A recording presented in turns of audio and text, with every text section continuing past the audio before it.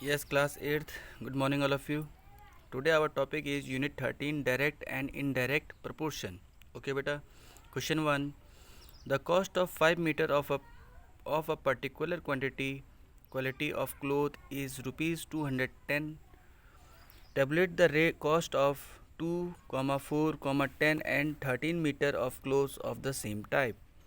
तो सॉल्यूशन में आएंगे बेटा, पहले एक जगह x ले लिया, एक जगह y ले लिया, तो 2, 4, 5, 10, 13, इसको a माना, b 210, 5 मीटर की कॉस्ट दे रखी है आपको 210 रुपीज़ है करके, ठीक है। ये y क्या है बेटा, आपकी कॉस्ट है, ये क्या है, लेंथ ऑफ क्लोथ है जो x हमने लेट किया है, ठीक है। और यहाँ पे 13 ये d हो गया। तो फर्स्ट केस लिया, तो 2/a को हमने इक्वलेट किया, इक्वलाइज किया 5/210 से, क्रॉस मल्टीप्लाई करेंगे, 5 का इंटू a से किया, 2 का इंटू 210 में किया, 5 इंटू में था बेटा तो अपॉन में आ गया। इसको सिंप्लीफाई करेंगे तो कितना आ गया आपका 42। 42 को 2 से मल्टीप्लाई करेंगे तो 84। ओके बेटा, तो a की वैल्यू कितनी आ गई, 2 मीटर क्लोथ की कॉस्ट कितनी होगी, ₹84। ओके बेटा, फिर सेकंड केस हमने 4/b को लिया, फिर इक्वलाइज किया 5/210 से, क्रॉस मल्टीप्लाई किया, 5 का इंटू बी में किया, 5 इंटू बी लिखेंगे इक्वल्स टू 210 का इंटू 4 में, b के साथ 5 मल्टीप्लाई में है तो ये अपॉन में आ गया। दोनों को सिंप्लीफाई किया तो 42 इंटू 4, 42 को 4 से मल्टीप्लाई करेंगे कितना आएगा बेटा, वो 168। तो b मतलब आपका जो 5 मीटर क्लोथ है उसकी कॉस्ट कितनी आएगी, ₹168। ऐसी थर्ड केस लिया हमने 10/c को, फिर वापस 5/210 से इक्वलाइज किया, क्रॉस मल्टीप्लाई करेंगे 5 into C equals to 210 into 10। तो c की वैल्यू कितनी आ गई, 5 अपॉन में चला गया, 5 2 10, दोनों को इंटू किया 210 को 2 से, तो कितना आ गया बेटा 420।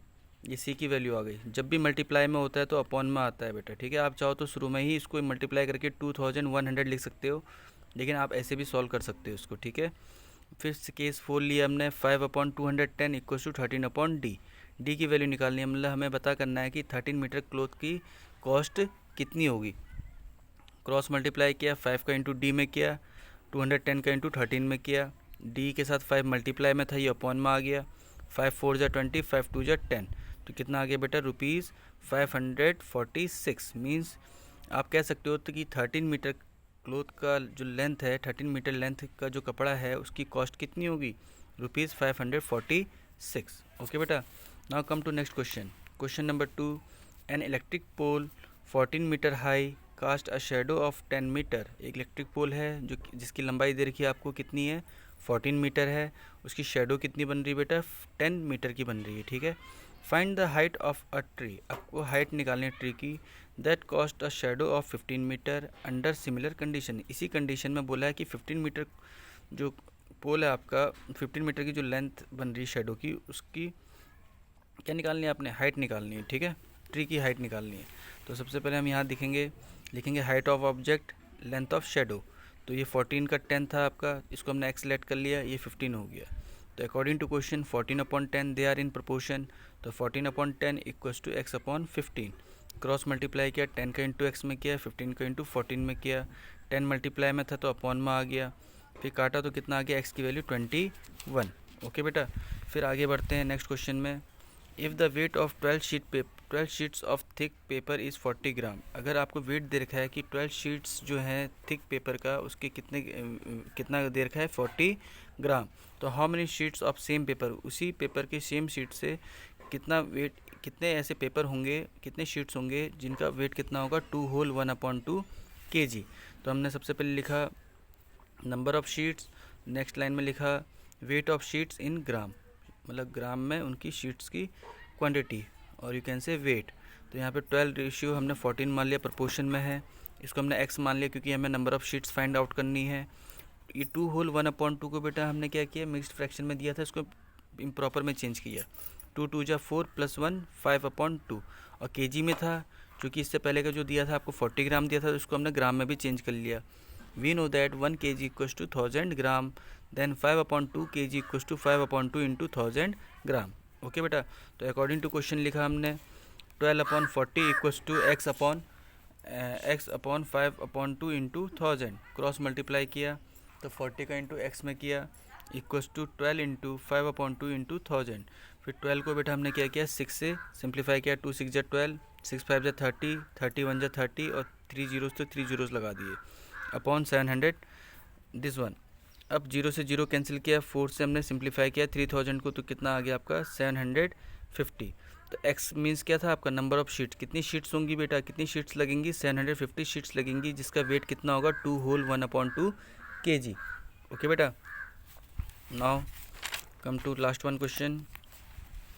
अ train is moving at a uniform speed of 75 kilometre per hour. एक ट्रेन है जो मूव कर रही है यूनिफॉर्म स्पीड से, कितने किलोमीटर पर आवर की स्पीड से चल रही है बेटा 75 किलोमीटर पर आवर। तो ए पार्ट में बोला है how far will it travel in 20 minute. तो 20 मिनट में कितना दूर तक जाएगी, तो डिस्टेंस लिखा इन किलोमीटर, टाइम लिखा इन मिनट, डिस्टेंस है आपका 75, टाइम आपका ले रहा है 60 मिनट्स, ठीक है। देन एक्स बोला है और यहाँ पे हमने क्या कर दिया, इसको 20 लिख लिया, क्वेश्चन में 20 मिनट बोला, ये पर आवर था, इसको मिनट में चेंज कर लिया, एक आवर में कितने मिनट होते हैं 60 मिनट होते हैं, तो यहाँ पे 60 लिखा हमने, ठीक है। Then according to question 75/60 equals to x/20, x का इंटू 60 में किया इक्वल्स टू 75 का इंटू 20 में किया, तो x इक्वल्स टू कितना हो जाएगा 75 इंटू 20/60। 0 से 0 कैंसिल, 2 3 जा 6, 3 से 75 को कट किया, 3 2 जा 6, 3 5 जा 15, तो कितना आ गया बेटा आपका 25 किलोमीटर। मीन्स 20 मिनट में वो कितना दूरी तय करेगा 25 किलोमीटर। ओके बेटा, now come to B part, find the time required to cover the distance of 250 kilometre. तो बेटा वैसे ही लिखेंगे हम 75 60, जैसे यहाँ पे लिखा था 75 60। अब इसमें डिस्टेंस दे रखा है 250 किलोमीटर है, तो आपको टाइम पूछा है मिनट में कितना लगेगा, तो हमने इसको क्या मान लिया y मान लिया, ठीक है बेटा। तो ये क्या है आपके प्रोपोर्शन में है, तो according to question 75/60 equals to 250/y, फिर क्रॉस मल्टीप्लाई करेंगे, y का इंटू 75 में इक्वल्स टू 250 का इंटू 60 में, फिर y इक्वल्स टू कितना हो जाएगा 250 इंटू 60/75।